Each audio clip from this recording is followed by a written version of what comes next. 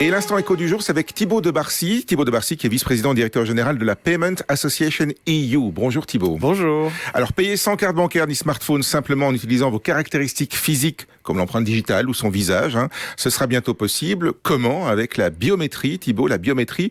En fait, tout le monde l'utilise déjà.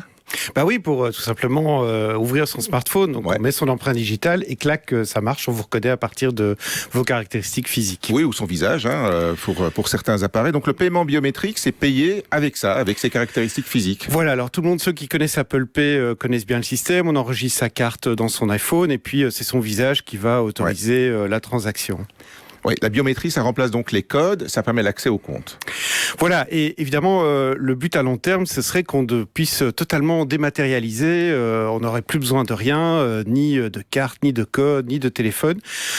Et donc, simplement, la difficulté, c'est d'enregistrer un profil biométrique qu'après, on va reconnaître et qui va autoriser la transaction. Pour qu'à long terme, on puisse payer uniquement, finalement, grâce à son physique. Voilà, c'est ça. Et je pense que c'est extrêmement intéressant pour des publics particuliers, par exemple les personnes âgées, les gens qui ont un handicap, qui auraient des problèmes de mobilité, évidemment les distraits aussi. Donc oui, aussi.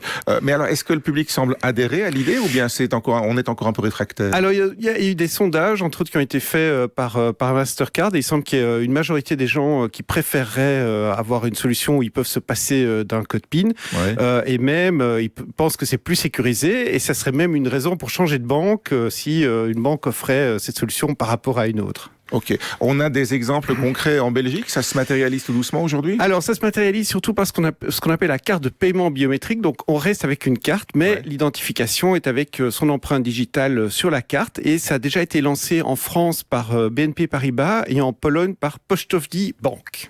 Bon, alors on fait comment pour intégrer son empreinte digitale dans sa carte bancaire? En fait, on va soit en agence, ou alors on reçoit à la maison une sorte de petit lecteur de carte. On va scanner son doigt une fois pour toutes, et l'empreinte digitale. Comme on le fait pour son smartphone, en fait, pour le Exactement. Et donc ça s'est fait une fois pour toutes. Et alors, le grand avantage en termes de sécurité, j'ai posé la question à une société qui s'appelle IDEX Biometrics, c'est que en fait vos cartes, votre empreinte digitale, elle reste sur la carte. Donc on peut pas être piraté. Elles sont pas, ça va pas être enregistré par votre banque, donc voilà. Mais ça reste une solution hybride dans un monde où on peut payer sans support chez un commerçant, ça va exister aussi alors? Alors, si vous allez à Sao Paulo, au Brésil, là il y a ce qu'on appelle le Biometric Checkout Programme de Mastercard, et en fait, vous enregistrez votre profil via un selfie, donc ça marche avec le visage, et donc là il suffit d'aller, qu'au moment où vous payez chez votre commerçant, l'appareil du commerçant va scanner votre visage, et paf, le paiement est tout de suite autorisé. On a déjà vu ça en Chine aussi, les supermarchés où les gens entrent et sortent sans qu'il y ait personne qui soit occupé d'eux. Ils ont été scannés. Voilà, ça fait parfois un petit peu peur. Alors, ok, il y a les distraits, mais ça peut intéresser d'autres groupes cibles éventuellement. Voilà, on le disait, les gens avec des handicaps. Et puis, ces codes PIN, ça reste quand même un problème. Il faut tout le temps les changer. On en reçoit des nouveaux de sa banque, etc.